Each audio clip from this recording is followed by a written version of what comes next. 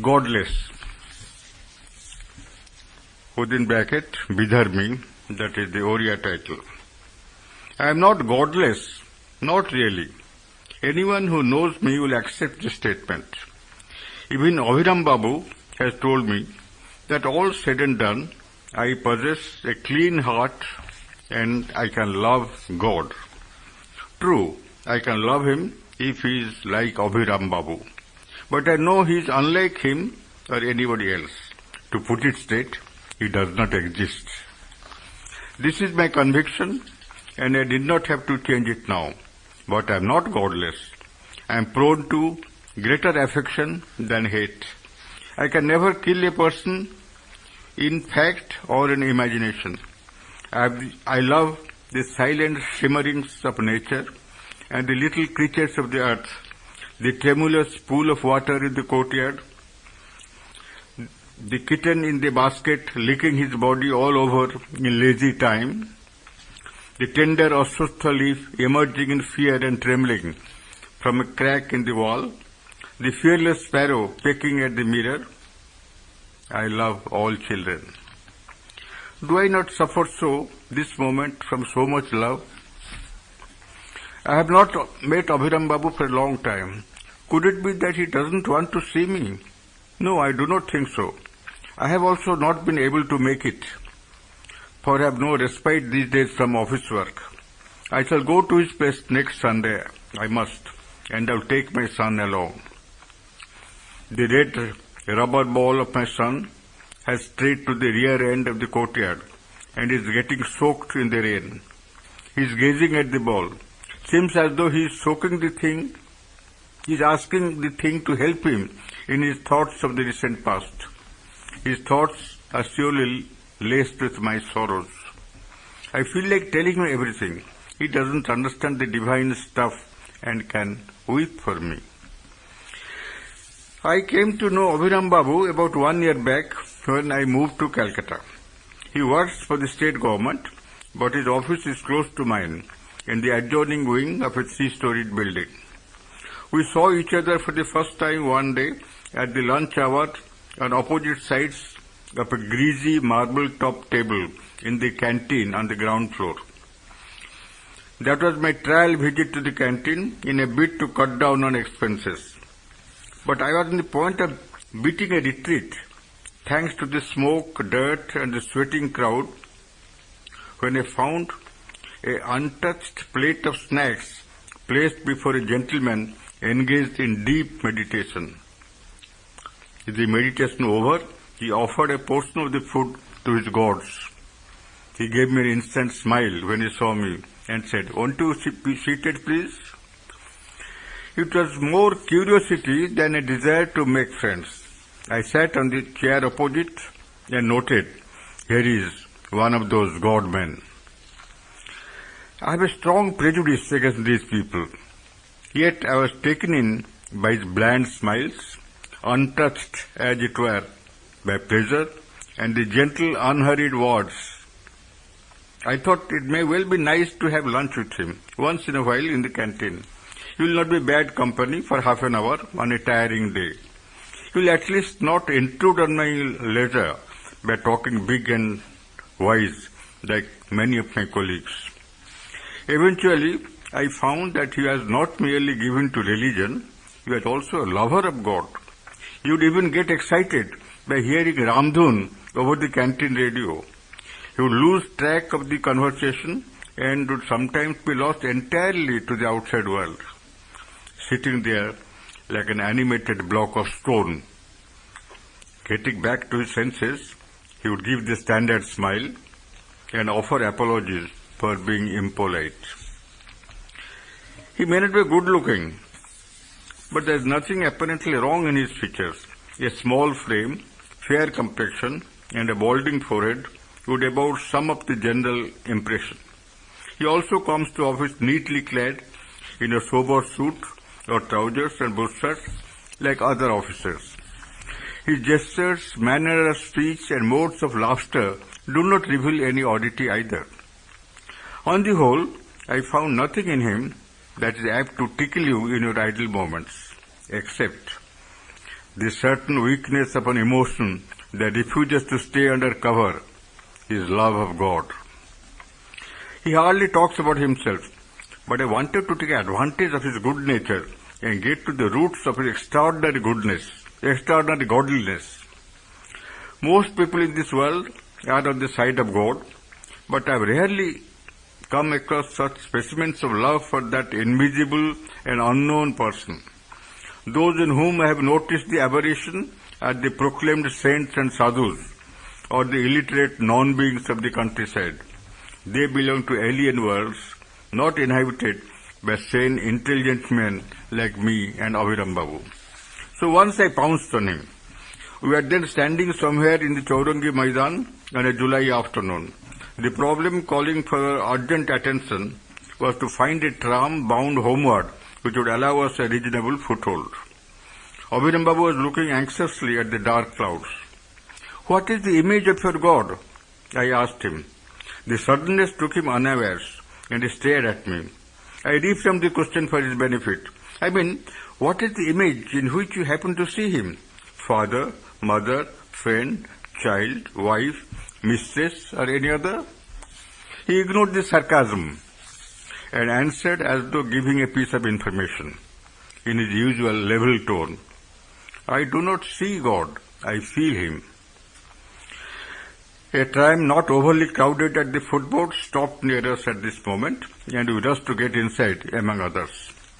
We were able to plant our feet somehow on the available space, and were trying to keep steady with one hand clutching at the railing and the other clinging to the briefcase.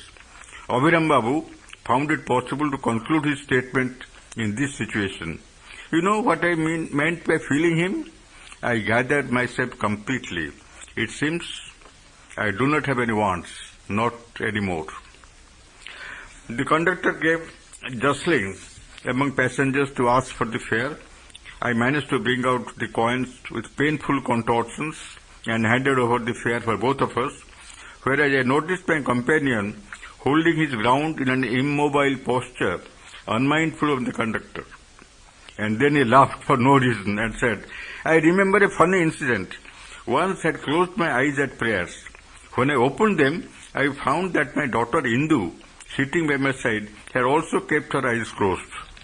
She opened her eyes in a moment and smiled at me with her two upper teeth. That is all. As if we had got hold of some hidden treasure between ourselves. No one else was supposed to know about it." He laughed again and added, "She's a naughty one, teases me all the time, but she loves me too much." Shortly he came to realize that he had not paid his tram fare and had indulged in unnecessary talk about himself. He offered the fare with apologies and fell into a long silence. I told him inwardly, "Your philosophy wears the mystic veil of words and ignorance. Never mind. I can see how you love your daughter. She is no God, but warm and living and real." I longed to meet that naughty little girl with a revealing pair of teeth.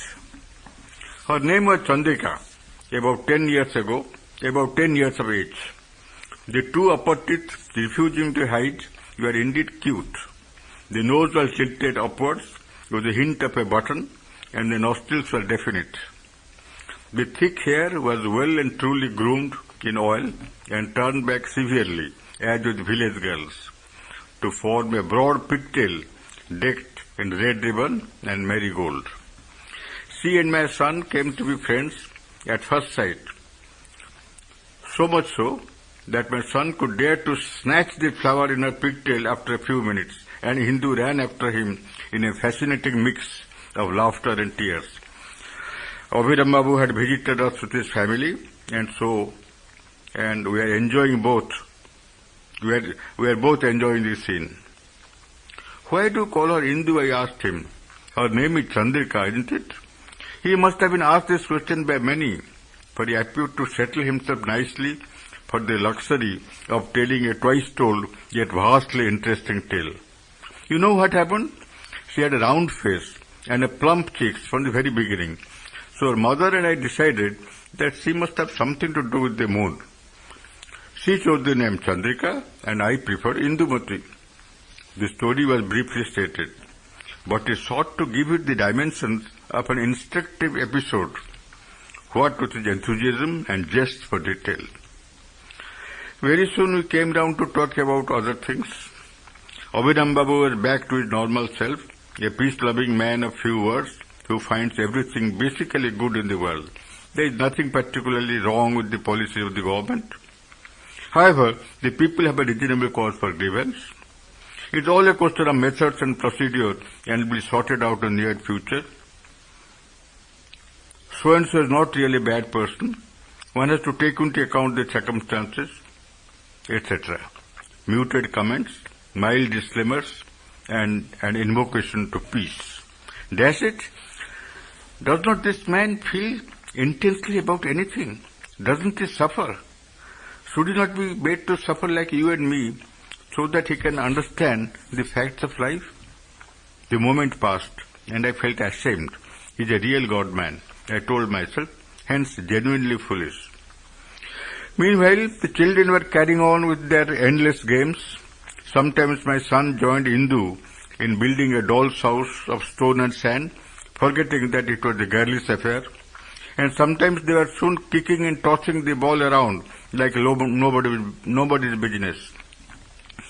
The big rubber ball seemed to hold a particular attraction for Indu, for she was giving it a mighty kick now and then and shouting, "Goal!" The play gave over in a finale of thunder and lightning. The ball, driven powerfully by Indu, hit my son on the nose, and she burst out laughing. My son avenged the insult by eliminating the doll's house. As a result, both came running to their parents, flushed with anger, asking for instant redress. Well, we tried to defuse the situation by petting and patting and holding out vague promises for the future. But they wanted results here and now. Abhiram Babu looked at his watch, and it seemed the best way out of the impasse was to call it a day. Then we heard the sing-song call to temptation. The little boy will play, oh my little girl will play. The little boy, to the accompaniment of a music of sorts from the toys and dolls. My son pricked his ears, his eyes shone in anticipation. The toy man, he was a familiar figure in our neighborhood, but had not been much of a success to this boy's father. I had been able to keep him away from these noisy trinkets. These are cheap ones, girly stuff, etc. But now he seemed to be in hope, looking avidly back and forth. Today you have a little boy, as also the little girl. Will you say no? Will you? He could scarcely wait for the signal. He rushed out to greet the toyman with the Indu in tow. The angry moments are forgotten. Like the horse, look how he swings his tail. No, I will take the bird, the one with the red beak. How about the frog? Ah! The desired birds and animals were soon acquired. The bizarre sound of the music mingled with joyous laughter. Son and daughter, the little boy and the little girl, were equally happy. When are you coming again? I asked Indu when they were about to leave. Let him come first, said the lady, affecting a solemn tone. The young man nodded assent. The agreement was sealed by an expanding grin on both sides. They have not met each other since that day. I was meeting Abhiram Babu fairly often, but I could not visit him with my family. To start with, a certain laziness. Then they left for their village home on a vacation for 2 months. About a fortnight before the vacation was due to expire, there was a telephone call. The soft, slow syllables of her friend. Namaskar, we have come back. After a brief exchange of pleasantries, he said almost casually that Indu was not keeping fit, and that is why they had to shorten their stay in the village. I went directly to his place from my office that evening. Abhiram Babu was effusive in his welcome and treated him to the special sweets brought from home. I looked for Indu. Abhiram Babu said that she was in a bed with slight fever. His wife added that she seemed to have some peculiar illness. She was merely nibbling at her food and was getting thinner by the day. Abhiram Babu sought to tone down her concern by mildly negative gestures, as if it was not quite proper to impose the obligation of sympathy on another person. I did not like his attitude of otherness. Was not Indu a daughter to me? I said I would like to see her. Indu was sleeping. I found she had really become thin. I moved my palm caressingly around her forehead and offered the assurance that she would get well very soon. But there were no signs of her getting well. The fever did not subside. The city doctor was confirmed in his diagnosis that it was typhoid. He also said that several complications had set in, but there was no cause for anxiety. Yet, there was no noticeable change in the behavior of Abhiram Babu. He was coming to the office regularly, was having lunch in the canteen, was talking inoffensive politics, and was getting lost unpredictably in meditations.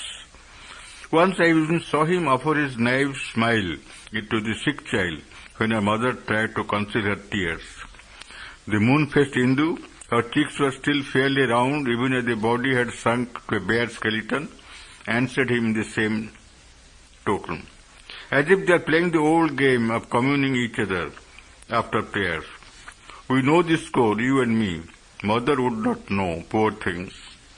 Strange how they sought to relate in sadness. The scene called for abundant sympathy. More abundant than acute, for the sadness seemed to be so out of the world, almost inhuman. A bare idea of the limitless blue and the deep, where the bubbles say hello to each other. I did not like it. I looked for the sorrowing mother. She was my kind. I consoled her as best as I could. I said the doctor was banking on 50% hope and we could provide the balance with our prayers.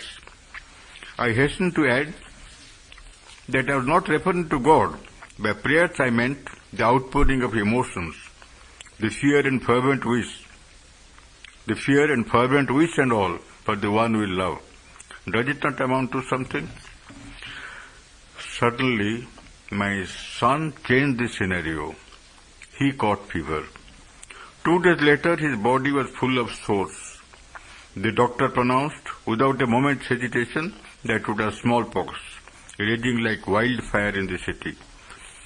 I must say I felt somewhat exalted when I passed on the news to Abhiram Babu. I have also been touched by tragedy. Let me have the appropriate awe and respect from you all. I beg to be excused for not being in a position to visit him for some time more and asked him not to come to my place so as to avoid infection. But in a few days, his condition became critical. I swept aside the beguiling veil of tragedy and I felt the raw pain, the pain of the living body, the 1,000 angry swords. They were torturing him with needles and red-hot metal. He was crying, my son. I tried to comfort him in the manner of Abhiram Babu. I tried to console his mother, but I could not control my own restlessness. I wanted to create or destroy something so that I could gather a sense of power and spread it like anodyne on his face. Once I saw the shadow of death in his eyes. No use asking the doctor. He would only nod his head like a no-all. Wait, let us see. That evening I could not bear the sight of the lighted room, laden with numerous bottles of medicine, the unceasing tears of his mother, the many orange peels and pomegranate seeds, and the pungent odor of the neem leaves. The excessive exercise to extend life seemed to be a cruel joke. Why suffer him to live if he has to die? And why keep him in death if he means to live? Why this prolonged agony of the seconds and minutes? I wanted to be left alone. I went to the rooftop. I surveyed the bright millions in the sky. Down below, I observed my fellow men. Somebody is searching his garage with a flashlight for a precious piece of property. Precious indeed. He doesn't know a thing about my son, nor does he care. Somewhere a glass window reveals the enjoyment of an evening, food and drink and company. 2 men of burden are dragging on and on with a loaded cart. The sentry at the gate of the police barracks is counting stars.